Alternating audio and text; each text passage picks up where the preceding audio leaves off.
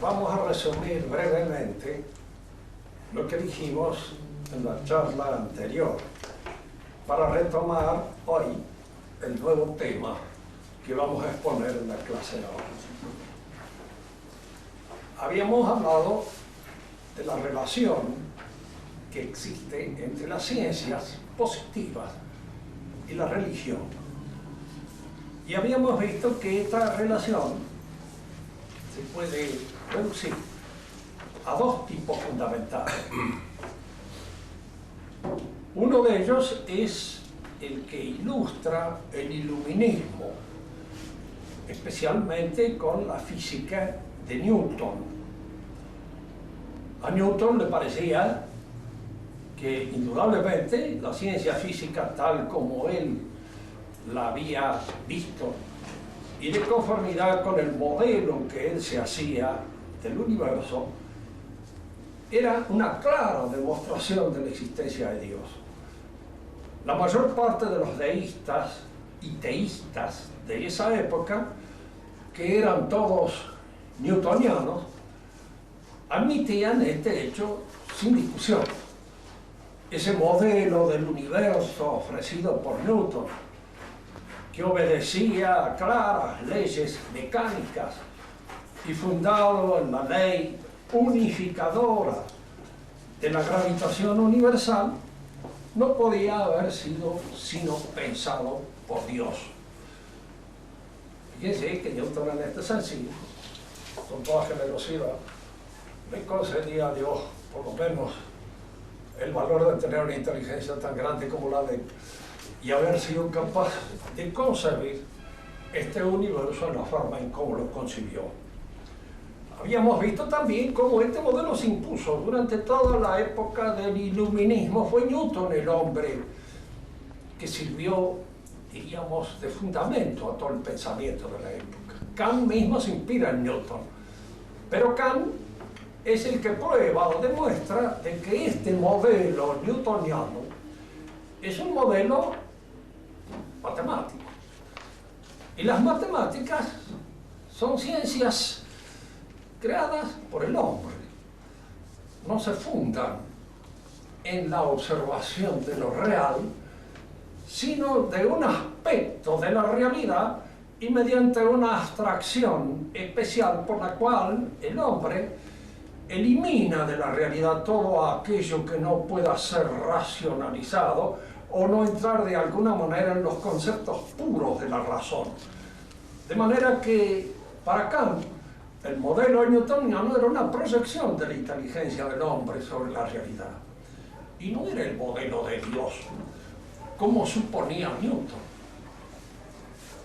Y hicimos una referencia también en parte para ilustrar y en parte porque es cierto, ya en el pensamiento escolástico de Santo Tomás de Aquino había dicho esta frase que es importante: acerca de las apariencias sensibles de las cosas se pueden hacer muchas hipótesis para explicarlas, sin que ninguna de ellas se imponga necesariamente, como si fuera la copia del modelo divino. Al modelo divino no lo conocemos, no sabemos bien. Nos aproximamos a él más o menos de acuerdo con la observación que tengamos de los distintos fenómenos físicos que observa el físico. De manera que esta prueba de la existencia de Dios fundada en la ciencia física matemática es falsa. No prueba nada. Prueba simplemente, en alguna medida, hasta cierto punto, de que el universo responde a un cierto grado de inteligibilidad. Y luego hicimos una referencia a dos situaciones intelectuales diferentes, la de Freud, como Freud, en función de su ciencia, sale al encuentro de la realidad religiosa y trata de explicarla un poco, reduciéndola a ciertos aspectos que se justifican en su particular ciencia que él, diríamos así, cultiva, pero que en realidad reducen el problema religioso a un problema que ni siquiera es psicológico. ¿Sabemos lo que es? Porque de hecho se funda primero en una observación un poco, diríamos, precaria de lo que es la historia del hombre. Que el hombre haya vivido en manadas, así como los monos, bueno, es una conjetura, pero no es una conjetura fundada. Es conjetura.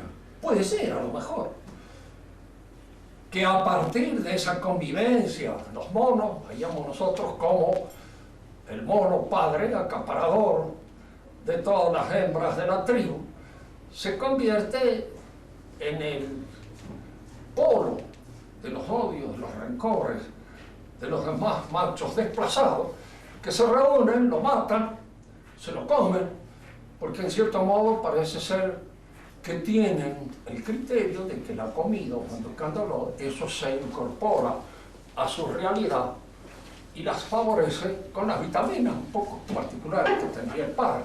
Y como posteriormente ese asesinato con el que se inicia la historia del hombre se convierte en un rito que se repite a través de todas las ceremonias, diríamos así, en las cuales se sacrifica el animal totémico, y se llega a veces hasta ese grado de espiritualidad en que nosotros comemos a Dios en la cena eucarística.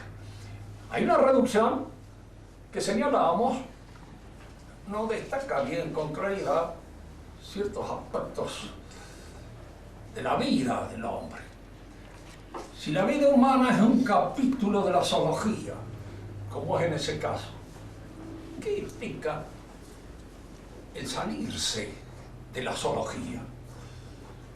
¿Cómo el hombre, por qué, no responde a las exigencias fijas del instinto que todos los demás animales hacen, que todas estas cuestiones de distribución, tanto alimenticia como sexual, estén perfectamente reguladas por los instintos?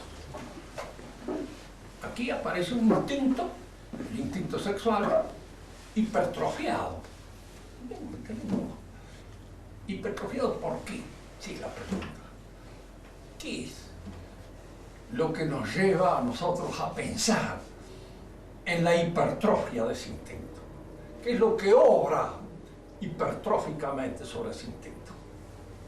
Se nos lo explica. ¿Por qué estos animales, que son animales pura y simplemente, que son un capítulo escapado de la zoología, tienen luego remordimientos después de la muerte del padre? ¿Por qué se lo comen? ¿Por qué creen de alguna manera de que mantucando el cuerpo del padre incorporan una cierta, diríamos, unas ciertas realidades vitamínicas especiales a su propio cuerpo? ¿Qué creen eso? ¿De dónde sacan esa idea? ¿Son monos o no son monos? En el caso de Marx, hay una misma reducción también a un capítulo zoológico de la vida del hombre. Para Marx, el hombre se distingue de los animales por muchas cosas, pero el gesto que lo distingue, el gesto que lo hace ser hombre, es el gesto económico. Es decir, es el gesto por el cual él produce aquellas cosas que necesita para vivir. Y también acá tropieza su explicación con esta dificultad. Si el hombre es instintivamente un productor, un trabajador, como instintivamente el castor es un constructor de diques, ¿por qué este productor, este trabajador, no soluciona bien, claramente, fijamente, de acuerdo con los instintos, el problema económico? Porque los animales lo tienen solucionado. ¿Por qué se sale de la animalidad para querer realizar una cosa que la estropea, la echa a perder, la arruina incluso, desde el punto de vista económico? Porque el hombre, más bien diríamos que desde el punto de vista económico, es un malversador, es un gastador. De ninguna manera es el hombre que responde con su trabajo a las exigencias de sus necesidades, como sería el caso de ser un animal económico. Estas explicaciones entonces tienen esa dificultad, ese error. Una de ellas demasiado optimista, que funda, de hecho, en una apreciación científica que es creada por el hombre, la posibilidad de explicar la existencia de un hacedor, de un constructor, de un gran mecánico, como usan decir los masones. Recuerden que los masones nacen de Newton, como los hongos de la humedad.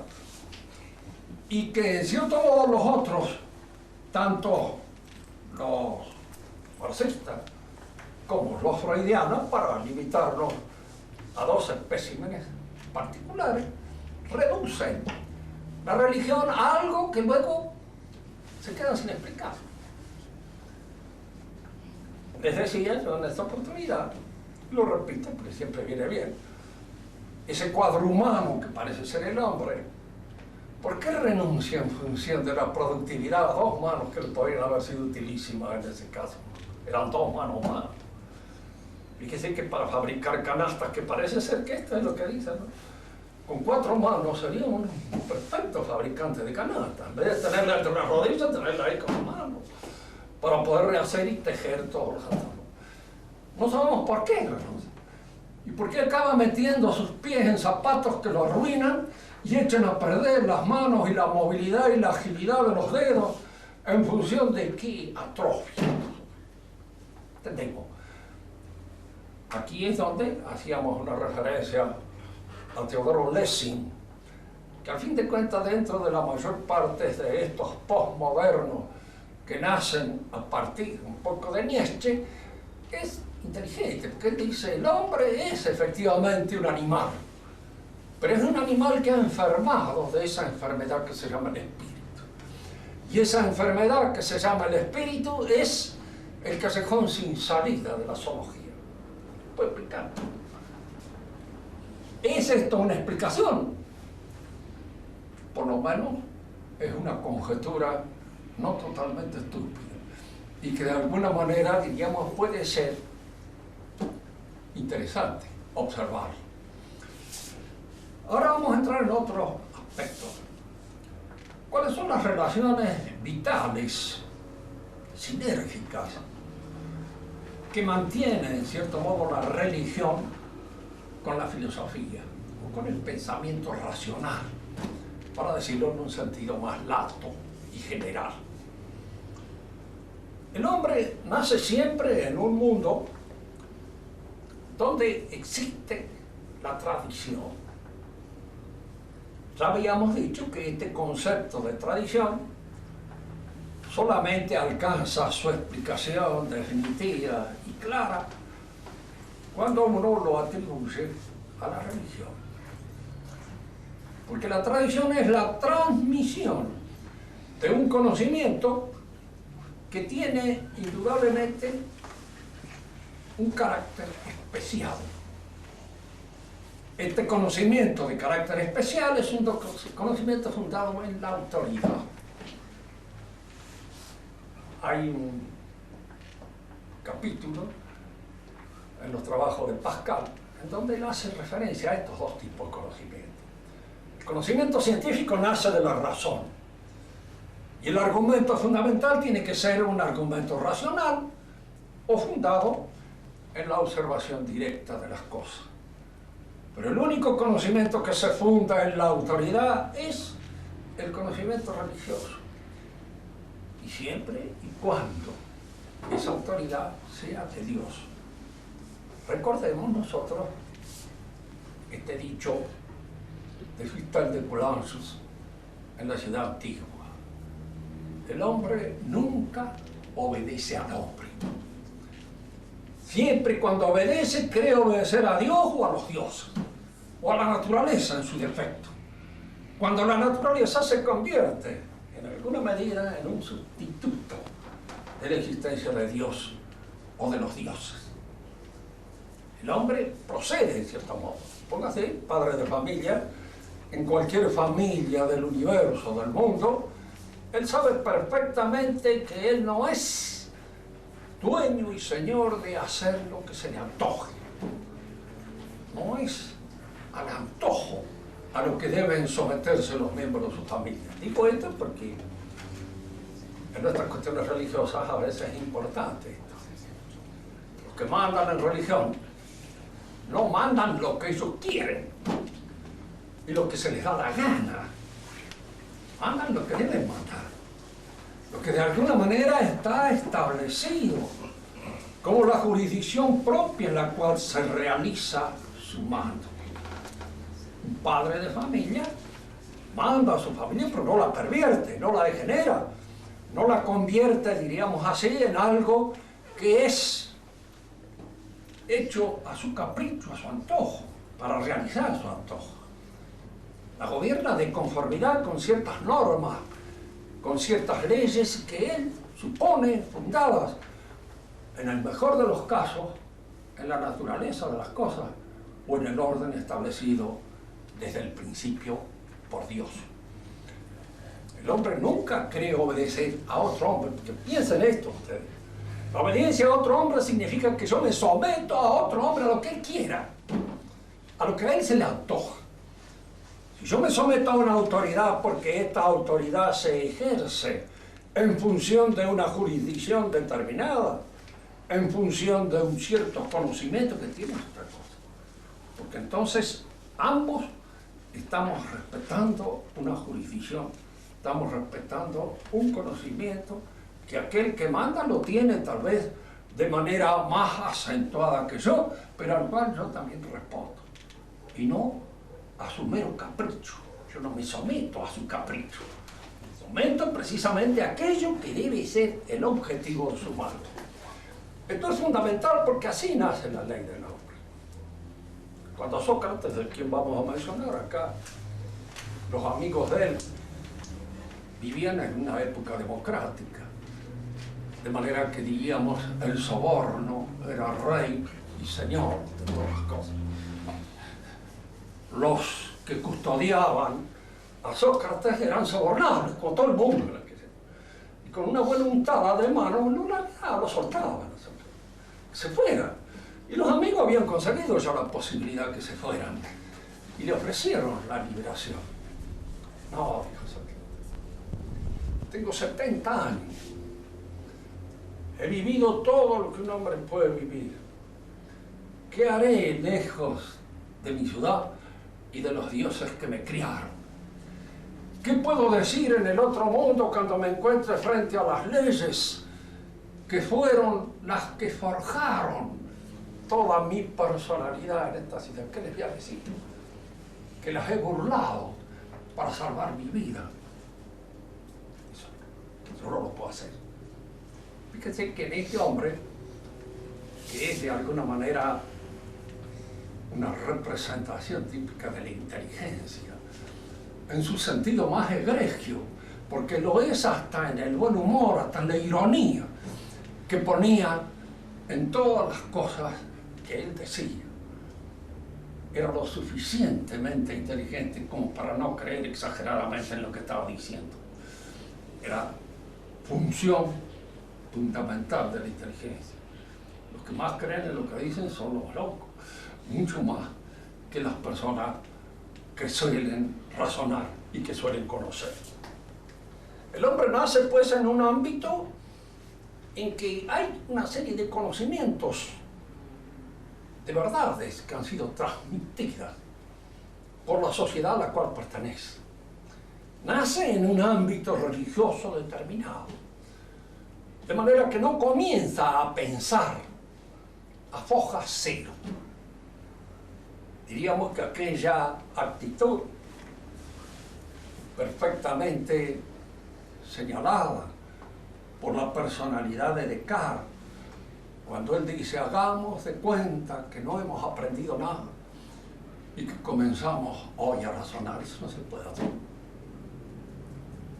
En primer lugar, el primero que le diría a uno es decir, pero dígame, ¿cómo está hablando francés usted? ¿Y usted cree que en la herencia del francés usted no hereda nada de lo que ha pensado su raza, de lo que ha pensado su gente, de lo que le ha transmitido en las palabras que usted usa, en los términos que emplea, que son términos decantados por toda una tradición idiomática? allí no viene nada. Es decir, esa actitud de comenzar a foja cero, de empezar el razonamiento como si antes yo no hubiera aprendido nada, es fácil. No se da en la realidad. Uno comienza precisamente a partir de una enseñanza que ya ha recibido. Esa enseñanza puede ser discutida o no discutida, podemos reflexionar o no reflexionar en sus principios, pero está allí, actúa allí. Y yo de alguna manera tengo que tomar frente a ella una posición determinada.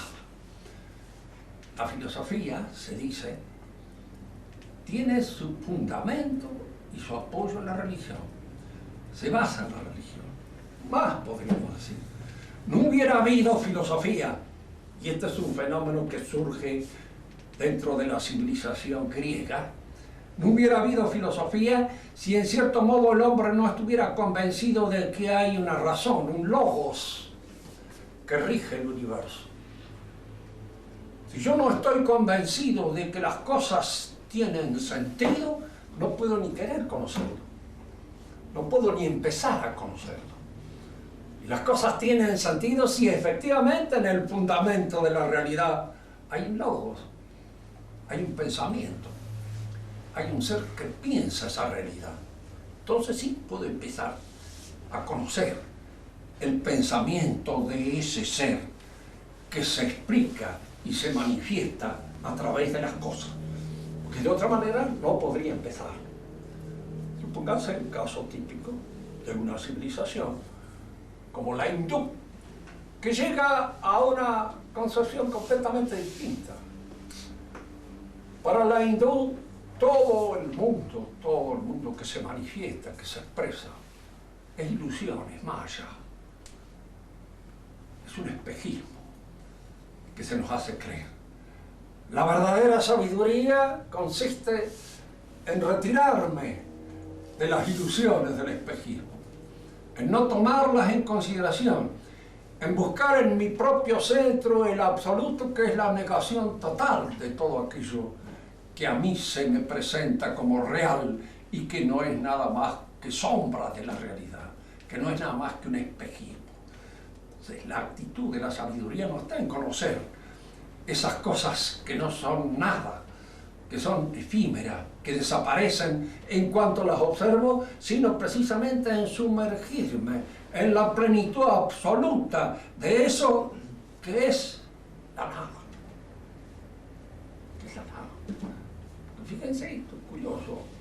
Habíamos dicho acá en alguna oportunidad, para nosotros, inmediatamente, espontáneamente, lo que es lo que tiene peso, consistencia, dureza, lo que de alguna manera se nos presenta a los sentidos como tal. Pero cuando examinamos las cosas con ciertos razonamientos, nos damos cuenta de que las cosas no son eso que tiene consistencia, peso y medida. Que hay en el fondo de las cosas una combinación, una programación, algo que las hace ser lo que son. Y decíamos también, recuerdo, para salir al encuentro del materialismo, cuando el materialista nos dice a nosotros que el espíritu no es nada más que una combinación de los distintos elementos cósmicos que entran en la constitución de los gametos masculinos y femeninos para formar la personalidad. La respuesta de uno es esto, claro. Pero parece ser que lo fundamental es la combinación, no los elementos que se combinan. Porque los elementos que se combinan están con respecto a la combinación en una actitud pasiva, material en el sentido clásico del término, manejable. Son ordenados así, pero lo que de alguna manera establece la existencia de eso que ustedes llaman la personalidad es la combinación, y la combinación es obra del espíritu. Es algo que el espíritu adivina cuando están las cosas, porque primero están las cosas y se encuentra en el fundamento de las cosas para que el espíritu la conozca. De manera que, en realidad, lo que está en el principio, lo que es en el principio, lo que es la inteligencia. La inteligencia ni posa, ni pesa, ni tiene consistencia, ni tiene duración, ni nada. Es algo que aparentemente parece la nada misma. Y aquí es donde, en alguna medida, se impone este carácter que suele tener eso que se llaman teología apofática o teología negativa. Conozco a Dios por conceptos negativos siempre. Es decir, Dios es, pero no es como las cosas que son. Es de otra manera, de otra forma. Tiene otra realidad. Y esa otra realidad es esa realidad que se parece al Espíritu. Bien, lo esencial en esto que estamos hablando es lo siguiente. El hombre empieza a razonar a partir de la religión. La religión es, diríamos así, algo así como el clima natural, espontáneo, en el cual surge la inteligencia humana y en el cual esa inteligencia se realiza. Frente a la religión, la inteligencia puede asumir, para tipificarla, 4 actitudes que son fundamentales y que se realizan a través de toda la historia del pensamiento filosófico. La actitud que por comodidad llamamos socrático-platónica.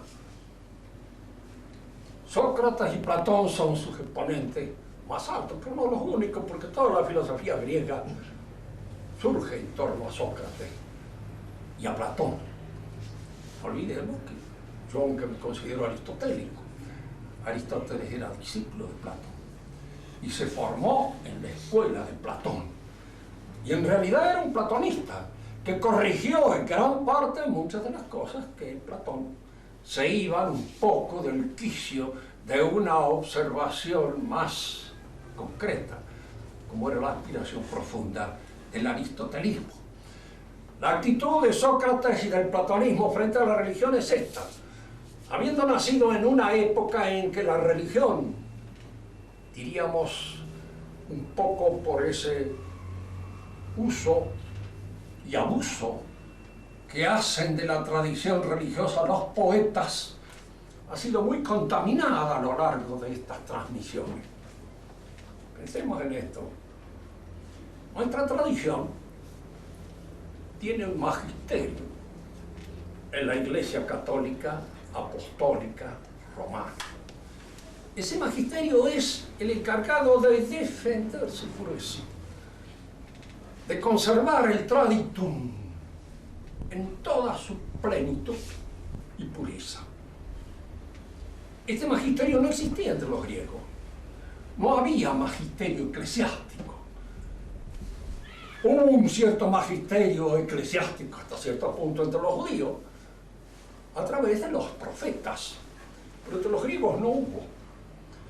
Entonces las tradiciones antiguas, las proto-tradiciones, eso que venía de los dioses y a los cuales en muchas de sus referencias Platón llama palai legetai, viejas palabras, que traducían precisamente los poetas, que traían los poetas inspirados. Quiere aquí decirlo, entre nosotros un poeta generalmente es un versificador, que hace versos, a veces atinados, a veces con buen gusto, a veces con mal gusto, pero en la antigüedad no. El poeta era un bate, era un inspirado. Era un hombre que de alguna manera, a través de él, hablaba el logos divino, hablaban los dioses. Poetas de esta naturaleza en nuestra civilización, yo creo que fuera de Dante, no hay ningún otro. En Dante será el carácter de este retorno a la pureza del bate antiguo. Él es un bate, por eso él trabaja con todos los elementos que la tradición ha puesto en sus manos. Y de esta misma manera trabajaban también los poetas antiguos, pero en el paso de los años y en la sucesión, muchos de estos elementos religiosos se han contaminado un poco con la imaginación de los poetas y han perdido su sentido total.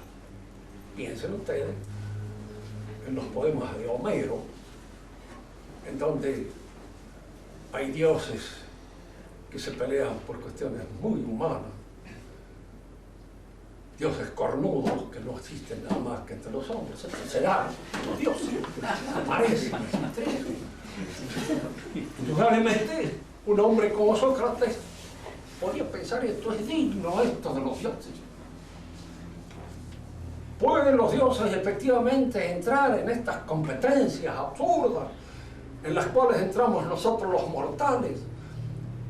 ¿No será que nosotros proyectamos las sombras de nuestra modalidad, de nuestra manera de obrar sobre los dioses y las cargamos sobre sus hombros divinos, sin tener en cuenta su naturaleza?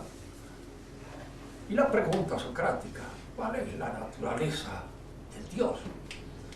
¿Y qué es lo que verdaderamente es digno de Dios? ¿Puede la razón, si penetra con temblor y temor, como dice San Pablo, en el terreno mismo de la tradición religiosa, extraer lo que es digno de los dioses y dejar de lado lo que no es digno de los dioses? Este es el propósito de Sócrates. Lo que, a mi criterio, constituye el valor ejemplar, paradigmático de la socrática. Y esto es lo que fue recogido por Platón dentro de un plano de sistematización que era ya de Platón, no de Sócrates. Pero en Sócrates estaba este deseo de penetración racional en el acervo religioso para depurar lo que era religión. Y hay uno de los diálogos socráticos, de los primeros, que escribió Platón, el Eutifrón, en donde está claramente expresado este propósito de la socrática. La relación entonces de la socrática con la religión es esta: careciendo de un conocimiento cabal de la tradición, porque no hay magisterio infalible, no existe ese magisterio, y entonces la razón debe buscar qué es lo que es digno de los dioses y qué es lo que no es digno de los dioses. ¿Qué es lo que verdaderamente nosotros podemos tomar como traditum efectivo y lo que no tomamos como traditum efectivo? Recuerden ustedes una cosa que pertenece al mundo de Sócrates. Él dice que cuando decía algo que no debía decirle, un daimon, la palabra de ahí viene demonio, pero también ángel. Y en cierto modo lo podemos tomar nosotros en las dos cosas. Hay daimones buenos y daimones malos. El de Sócrates no parecía tan malo porque le advertía cuando de alguna manera él corría el peligro de equivocarse. Y se iba, diríamos así, diciendo cosas que... Tanto que cuando él se defendió ante el tribunal democrático de Atenas, que lo condenaba, la defensa de él consistió en esto: ustedes no deben condenarme a mí, al contrario, me tienen que pagar para que yo siga haciendo lo que hasta ahora estoy haciendo. Y si fíjense bien, dice, si yo estuviera hablando mal y diciendo algo que no corresponde, mi daimon me observaría, pero no me ha dicho nada. Quiere decir que estoy bien en lo que digo y que voy bien encaminado hacia eso. Por supuesto, esto del daimon caía mal en las orejas de la mayor parte de los hombres que aceptaban la religión oficial en aquel momento y decían que Sócrates traía nuevos dioses al mundo del templo, diríamos, griego, y que esto lo convertía prácticamente en un hereje. La primera actitud entonces es la socrática platónica, y esta actitud socrática platónica consiste en usar la razón para depurar el contenido auténtico de la religión y buscar qué es lo que constituye verdaderamente el traditum, lo que los dioses o Dios enseñó en el principio. Primera actitud. La segunda es la que nosotros podemos ver encarnada, realizada en Agustín y en Santo Tomás. Es decir, acá nos encontramos tanto en uno como en otro que actúan en el seno de una religión que está sostenida, defendida por un magisterio infalible, lo que la Iglesia enseña. Porque al fin de cuentas, al cristiano que se le propone la fe que se le propone son aquellos que la Iglesia enseña explícitamente como dogmas provenientes de Dios. Él es el que los ha revelado y Él es el fundamento de esa creencia, de esa dogmática. Eso es falible, eso es palabra de Dios. Entonces, el pensamiento filosófico debe servir de alguna manera para que nosotros logremos no esclarecer totalmente los misterios que están contenidos en la revelación, pero sí aproximarnos esclarecedoramente a ellos, comprenderlos mejor, penetrar en esa opacidad propia del misterio con los elementos nocionales con que nos provee la religión. Hay una pequeña diferencia entre San Agustín y Santo Tomás. Ambos son doctores de la Iglesia, pero San Agustín no conoció nada más que la filosofía de origen platónico. Y la filosofía de origen platónico tiene un pequeño inconveniente. La relación entre el Dios o el principio absoluto que constituye la base de todo pensamiento metafísico con las cosas que de él dependen es por emanación, no por creación. Aclaremos esto. El sol nos alumbra. Y estos últimos rayos del sol que llegan hasta nosotros son el sol.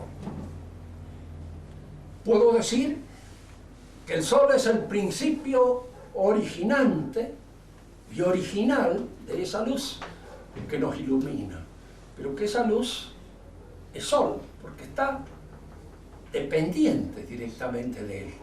El sol emana su luz. Para este pensamiento platónico, entre el primer principio y las cosas que de él dependen, que somos nosotros, hay la misma relación que puede haber entre el sol y aquellos que el sol alumbra. Es decir, toda la realidad es divina, porque toda es proyección del primer principio divino. Hay una doble relación de necesidad entre la realidad y Dios, y entre Dios y la realidad. Aclaremos esto también, concepto. Nosotros estamos necesariamente ligados a Dios, pero Dios no está necesariamente ligado a nosotros en nuestra concepción. Por eso la relación de necesidad es de nosotros a Dios, pero no de Dios a nosotros. En el caso de que nosotros fuéramos emanación divina, dependeríamos necesariamente de Dios, pero Dios, como el sol, no puede sino iluminar. El sol no ilumina porque quiera, aparentemente, dentro de lo que nosotros conocemos. Ilumina porque tiene que iluminar, porque hay una necesidad en su naturaleza que lo lleva a iluminar. El primer principio platónico estaba relacionado con las cosas que de él dependían por esta doble relación de necesidad. San Agustín, por supuesto, era un católico ortodoxo, total, santo. Él sabía que Dios había creado a la creación en un acto libre, que la creación dependía necesariamente de él, pero él no dependía de la creación. No era la creación algo que emanaba de él, que surgía de él como el agua del manantial, no porque el manantial quiere, sino porque no tiene más remedio que producir aquello para lo cual está destinado.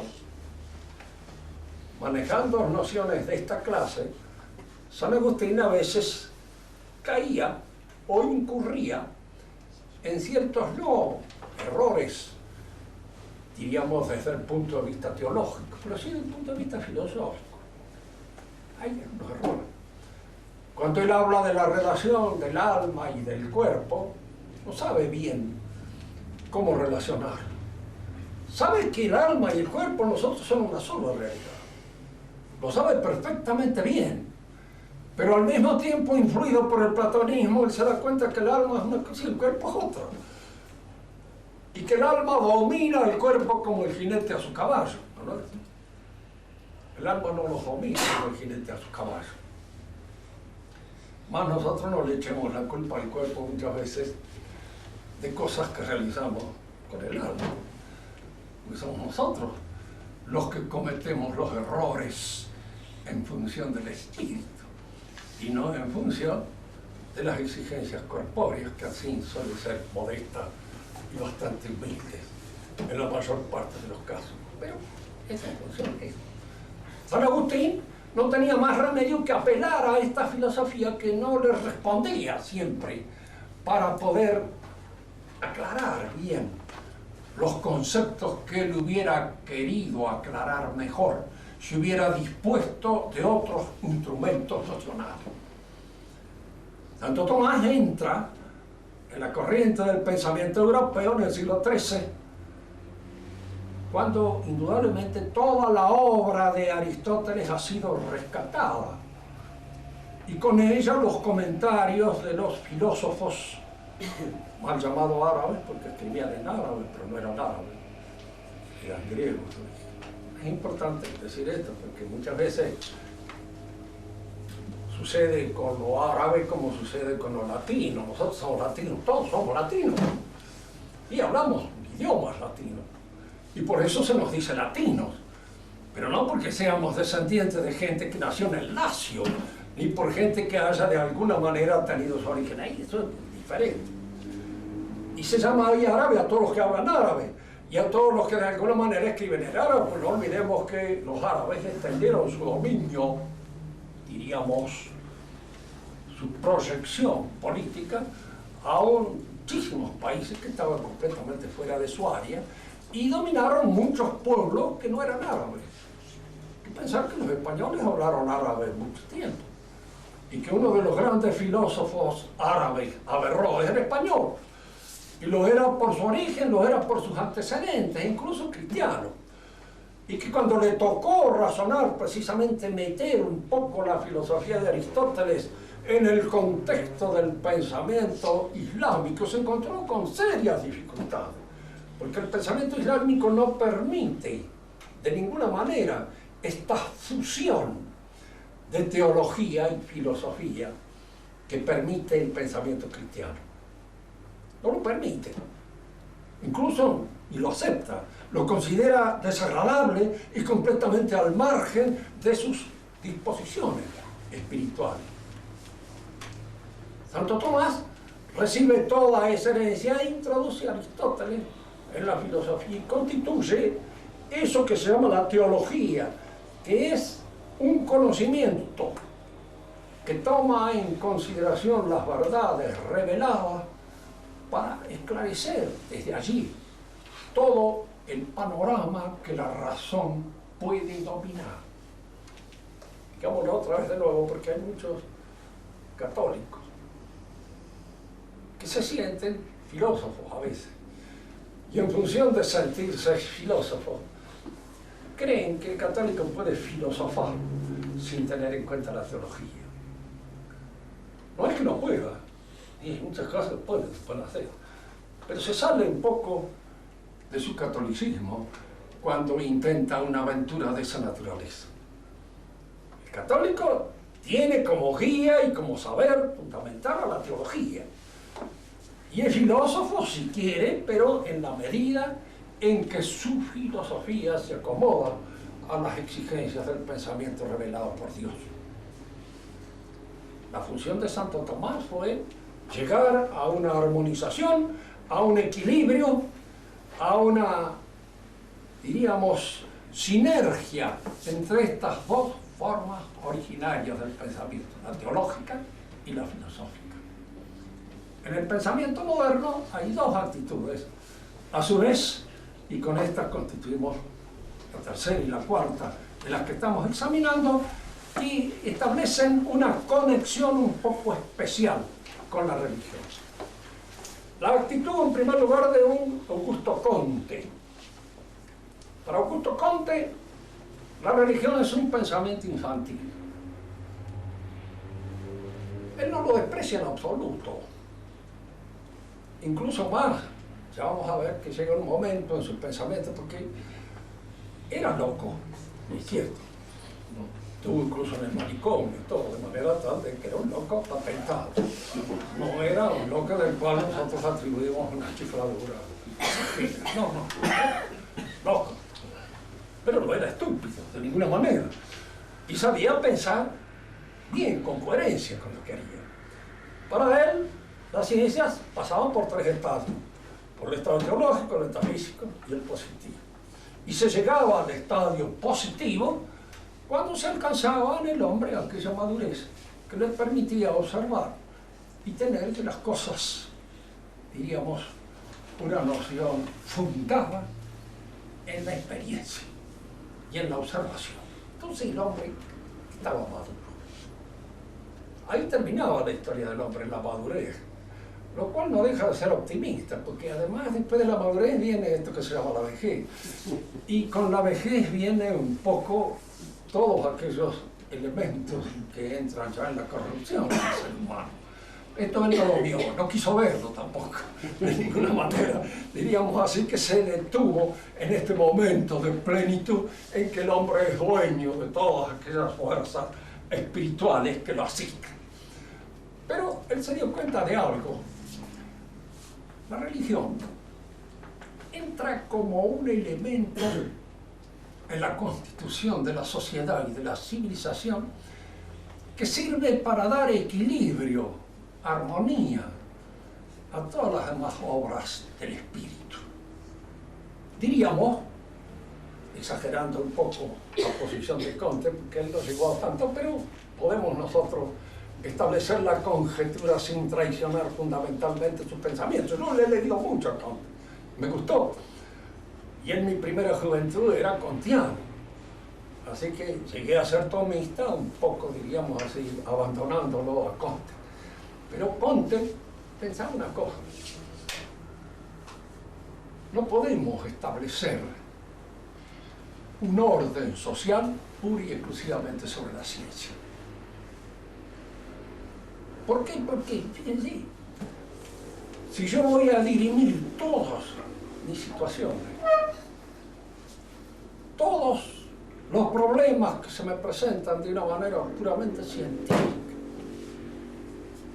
empezando porque para casarme tengo que hacerlo científicamente y elegirla de acuerdo con promoción médica, si no consulto a los médicos amigos que me den todos los detalles, etcétera, etcétera, de la futura, no me caso.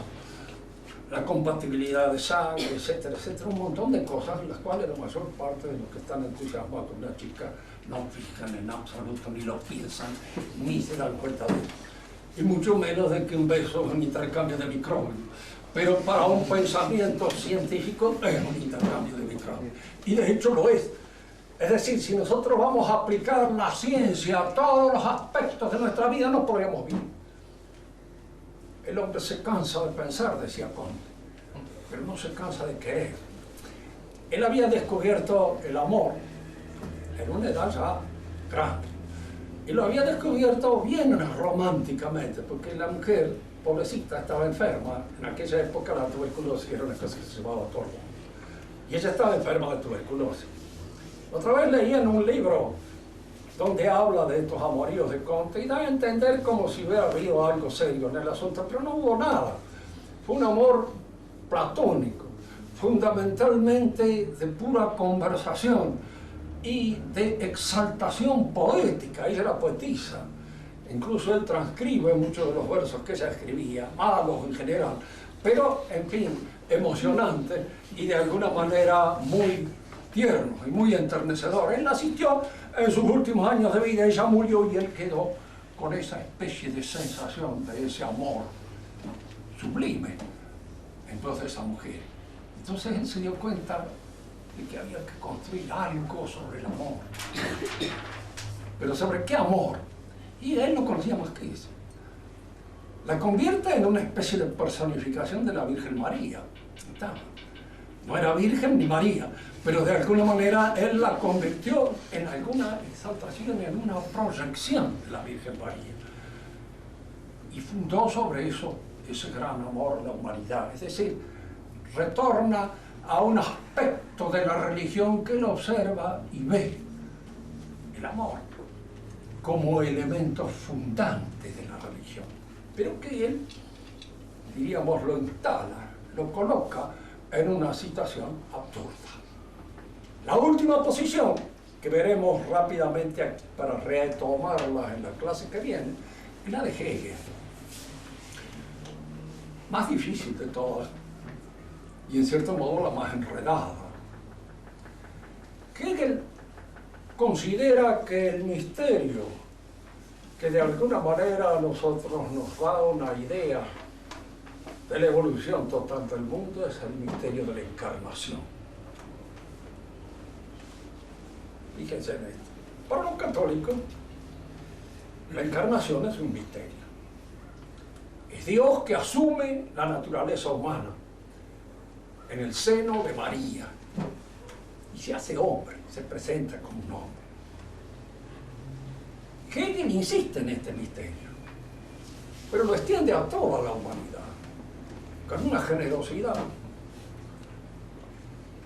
Lo que quieren decirse con este misterio, lo que la religión quiere decir con este lenguaje simbólico, es que Dios se manifiesta y se hace carne en el hombre y se expresa a través del hombre, porque Dios es el espíritu que surge de esta relación del hombre con la realidad material. Vamos a hacer un intento más por entender esto. Le prometo que en la próxima clase lo voy a retomar con más detenimiento, porque no es muy claro.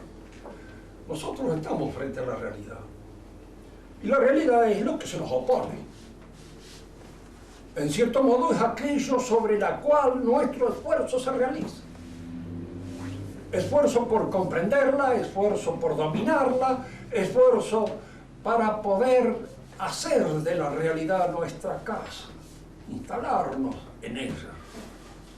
Chez moi, decía Hegel, en francés lo decía, pero lo decía en francés. Yo pues eso lo entiendo bien, porque si lo dijera en alemán no lo entendería.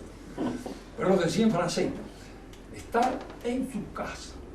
Entonces, este esfuerzo que el hombre realiza sobre la realidad, fíjense, crea la ciencia, el saber, el derecho, la economía. Todas esas cosas surgen, y esas cosas que son espíritu. La ciencia es espíritu, que surge de nuestra inteligencia, de nuestra razón. El arte es espíritu, es la forma que tengo yo de explicar mi relación con lo real.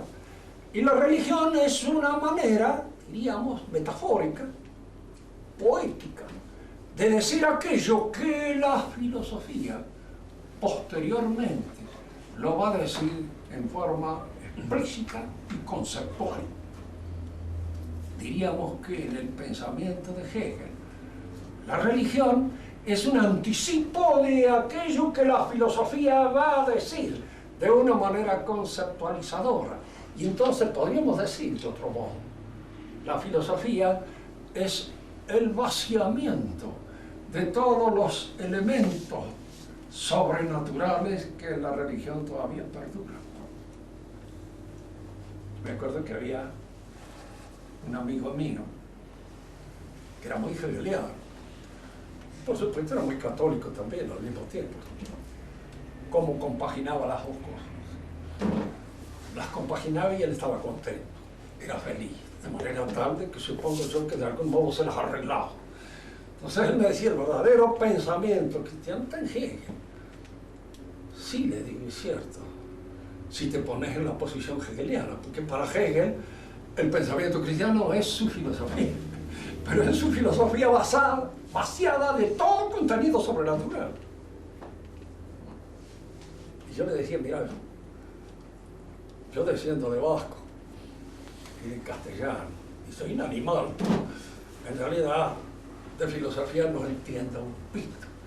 Pero si para mí la resurrección no es posible, de lo demás me importa muy poca cosa. Como decía San Pablo, si Cristo resucitó, mi fe es verdadera, pero si Cristo no resucitó, es vano todo. No me importa nada. Porque todo lo demás son humos, son parvas de humo que se desparraman en el aire de la conversación, son pura conversación, palabras. En Hegel hay entonces una interpretación del pensamiento cristiano, de la teología cristiana, pero vaciada de sus contenidos sobrenaturales, dispuesta, diríamos, de una forma pura y exclusivamente racional, como si eso fuera posible. Por hoy nada más, porque si no la cosa se va a extender demasiado, y aunque no está mi mujer, que es la que me llama la atención sobre el asunto, y ya he aprovechado para irme 10 minutos más de la cuenta. Ustedes pueden preguntar ahora lo que quieran, háganlo con toda la voz que tengan, porque como ya les digo, no es que yo sea sordo, sino que cada vez la gente habla peor.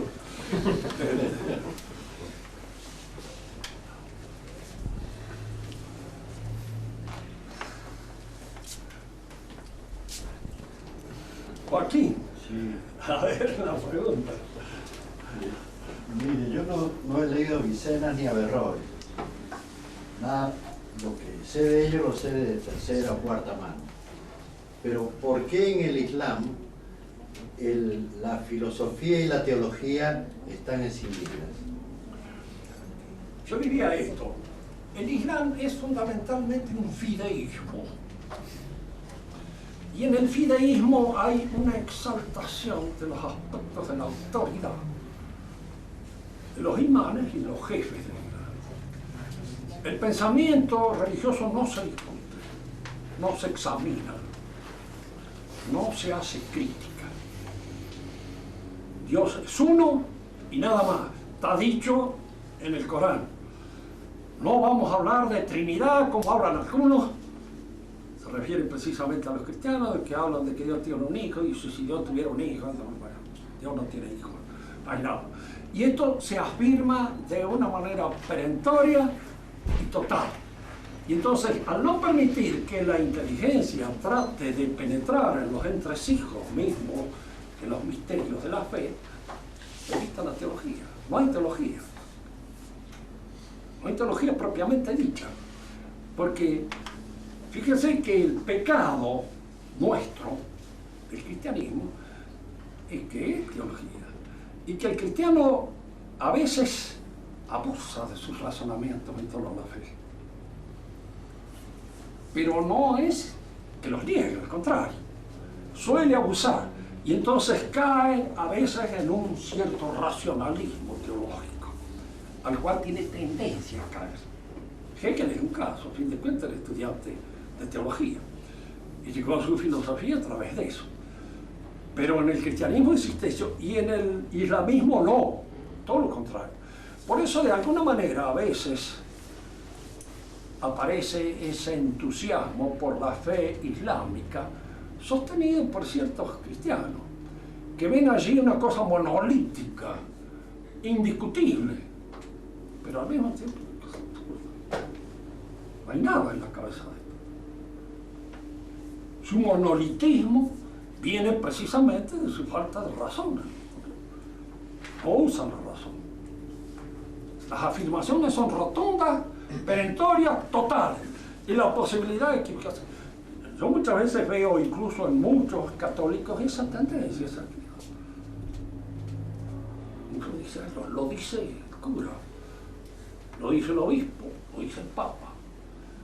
Es cierto que muchas de las cosas que dice el papa están fundadas en el magisterio infalible, pero otras no. Como hombre puede equivocarse mucho. Una vez una alumna en la Acta Católica me preguntaba, pero siempre debemos obediencia. Señorita, no digo yo, perdónenme que sea medio grosero, pero siempre es conveniente esto. El Papa Alejandro VI tenía una querida que se llamaba la Vanosa. Cuando él la requería de amores, ella obedecía al Papa. Estaba eximida de todo pecado. Rubén puede hacer. Pero bueno, no, entonces esta dijo, ay, el Papa manda en los límites de su jurisdicción. Es allí donde su actuación es infalible. Pero en lo que no es su jurisdicción, no. Puede equivocarse, puede cometer errores, más cometer pecados y cometer cosas que son contrarias a la fe. Ha habido papas que eran bastante malos, nadie lo discute. Por eso, diríamos, en el Islam hay esa actitud, diríamos así, de acentuación del aspecto de la obediencia. El hombre tiene, y además la seguridad absoluta, que eso es indicio siempre de una falsa religión. Cuando usted tiene la seguridad de que se va a salvar, usted anda mal, está equivocado. No se olvide nunca de que usted va a comparecer ante un tribunal. Esperen que no lo midan demasiado, sí que tengan en cuenta, como dijo Peguy, un poco de esta tierra con la cual nos hicieron y que forma parte de nuestra naturaleza. Esperemos eso. Pero aquel que está convencido de que haciendo esas 3 abluciones diarias yo me salvo y me voy al cielo como un Sputnik, ¡pum! Dice de una falsa. Y en el Islam hay eso, esa plena seguridad. Son 3 las oraciones por día, un viaje a la Meca, el pago del estipendio correspondiente al Islam y nada más no se les pide mucho. Si estos abusos hay que evitarlos en lo posible, los incestos, en fin, todo, pero en lo posible, y si suceden, bueno, mala suerte, Dios es grande, misericordioso, y de manera tal de que tampoco es muy importante en ese sentido. Una religión relativamente fácil para un temperamento que está esperando precisamente que le digan, sos libre y podés hacer lo que se te dé la gana. Te salva. Y si morís en Guerra Santa, más todavía. Pero es así, un poco lo que sucede, digamos, con esa especie de islamismo, que es el luteranismo o el calvinismo. Es decir, se salva aquel que está predestinado a salvarse, que está convencido de que se va a salvar. Entonces se salva. Porque ese convencimiento no le puede venir sino de Dios. Se salva. Y hay una serie de recetas, así, cuando a uno se las dan y uno llega a convencerse, el campo se le hace al orégano, porque es fácil, para nosotros es embromado el asunto. Pues sabemos que nos podemos salvar, pero no estamos seguros nunca, en ningún momento. Y hay la posibilidad de una comparencia ante un tribunal. ¿Alguna otra pregunta? ¿Puedo hacerle otra? ¿Eh? ¿Puedo hacerle otra? Sí. Usted dijo que el soborno era propio de la democracia.